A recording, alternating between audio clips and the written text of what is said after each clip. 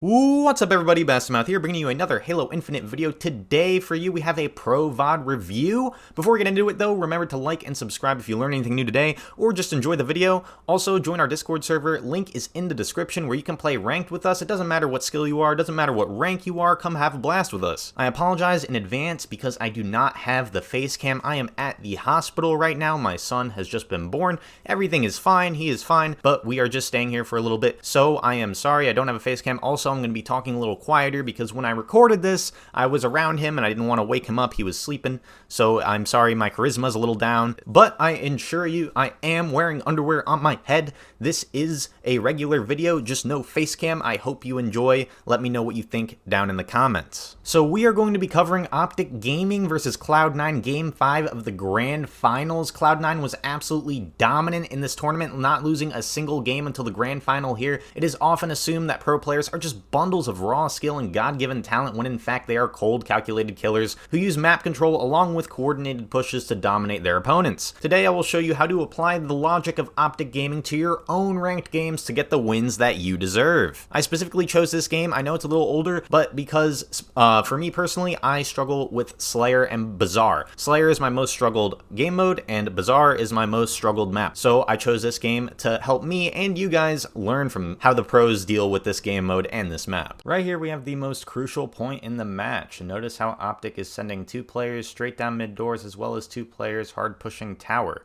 Do this to start in order to aggressively take early control of the game. Controlling the middle of the map is important because it gives you the most freedom to move and position to set up plays with your team, as well as control lines of sight and positions in order to prevent the enemy from successfully coordinating. Tower not only has the extremely powerful and game-altering rocket launcher, it also has multiple elevations that can be used creatively to engage your opponents, as well as the ability to rotate quickly to help your team. The instant kill and crowd control ability of the rocket launcher make it an essential piece to this extremely dominant level of play. Now notice how the players aggressing mid doors throw a total of 6 grenades in about 5 seconds to the opposing mid doors. Do this to deny the enemy an area to push from. This allows you to watch and challenge only the angles you want to. Aggressively pushing that left side mid also gives them access to overshield in this play. Another crucial component to ensuring a victory is controlling power equipment spawns, as you see in this gameplay. Also notice how close each pair of two is staying together in this early part of the match. Many of the flashy plays pros are famous for happen due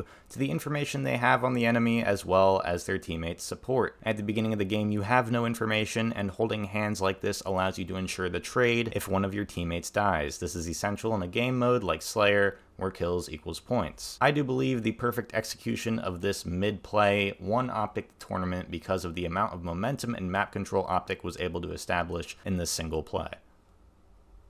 Right here, Cloud9 is attempting a comeback by mounting an aggressive offensive strike on mid. As two players on Cloud9 close in on the tower, APG calls out to his teammate Pistola, where they proceed to position themselves in a crossfire. APG watching from mid, Pistola watching from on top of tower. A crossfire is a point on a high traffic area of the map being watched from multiple players at different angles. This makes engaging them at this point extremely difficult, as in order to make a play from that point, you have to deal with multiple enemies in different places. You can set up crossfires in any game mode on any map with the help of a little communication by going to opposite sides of an objective or high traffic area with a teammate to where you can both see the same area. Crossfires are essential for map control because it forces your opponent to push at a disadvantage, which makes them uncomfortable, and you'll likely get at least a trade out of it. In this case, the crossfire literally saved the life of APG, who missed the last couple of shots, but because Pistola had him covered, they gained 2 points instead of trading 1 for 1. It's little plays like this that happen throughout the match that are responsible for Optic's incredible performance.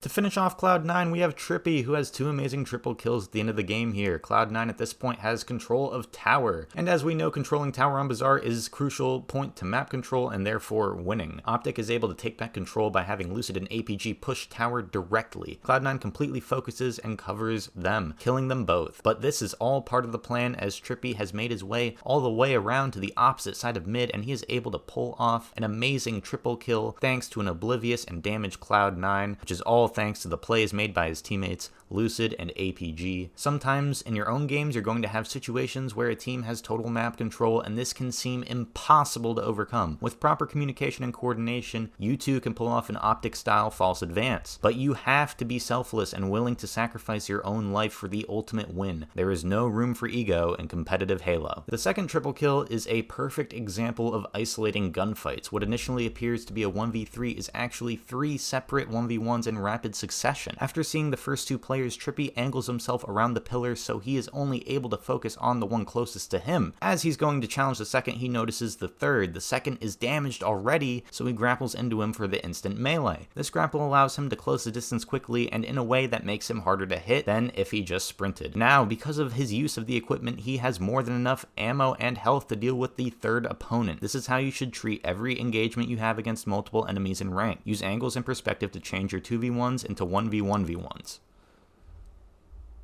In the end, Optic able to completely shut down a dominant Cloud9 by taking aggressive mid control initially, then using that momentum to gain complete control of the map, which secured them the victory in these grand finals. We can learn a lot from this game as players. Remember that map control and positioning are more key to winning than any level of personal skill. Controlling the middle is essential because it gives your team the most freedom to move around the map, make plays, and control where the enemy can be. Even when they make a play or push, they always have at least one person maintaining pressure at mid. Notice how Optic APG is on every single power weapon and equipment spawn throughout the duration of the map. Power weapons with their superior time to kill and crowd control ability give whatever team that controls them a major advantage. That's why despite Optic having a 20+ lead at some points in the match, Optic never lets up on the power weapon or equipment spawns, as it would give Cloud9 a massive opportunity to come back. Have you ever been in a game where you thought you had it in the bag and the enemy makes a couple of plays with power weapons and equipment? Before you know it, you've lost that game. Competitive Halo is a momentum-based game, and maintaining that positive momentum is almost a skill within itself. Don't get lazy no matter how far ahead you are. Also, watch how Optic starts this match. 2 sets of 2 players that are basically holding hands. You should never push an area alone when you have no information on the opponents. Stick together like this to ensure you get the trades you need to even out that score. Sticking together like this makes it harder for the enemy to isolate you and pick you off. Teammates providing cover fire and great damage assistance, as well as trade if you happen to die. Remember, trades are crucial, especially in a mode like Slayer where kills equals points. Setting up crossfires is another way you can establish dominant map control in your own ranked games. Remember, a crossfire is a point on the map that is overlooked by 2 players on the same team from different angles. You should set these up on objective sites or just key positions on the map for map control like Optic does on Tower this game. Crossfires make you exponentially harder to deal with, as if the opponent wants to deal with that position, they have to deal with 2 players in completely different spots damaging them at the same time. This can be quite overwhelming for the opponent. Notice how super flashy plays such as Trippy's triples are almost completely the result of the plays of his teammates to put him in a winning position. The best example of this is in the first triple, in which Lucid and APG draw Cloud9's complete attention to Tower, but end up both dying in the process. However, they were able to draw Cloud9 out of position to do decent damage, and that opens the door up for Trippy, who has spent this whole time going around to the opposite side of mid, catching Cloud9 completely off guard. You can also apply this to your own matches if your opponent has extremely good control over an important point on the map. Have 2 players push it aggressively, and while that fight is going on, the other 2 players position themselves behind the enemy and break up that defense. In Trippy's second triple kill, notice how he isolates each gunfight, changing a 1v3 into a 1v1v1v1. Initially, he uses that pillar to isolate the first player so he can shoot him, while the other 2 opponents can't see or shoot him as he's dealing with this player. Notice his awareness of the second enemy's health as he uses the grapple to close that distance as fast as possible in order to secure the melee kill while taking the least damage possible and maintaining his health and ammo, as he knows there are yet more players to deal with. Lastly, he has put himself in a position with good health, ammo, and overwatch from his team to secure the final kill. Anyways, I hope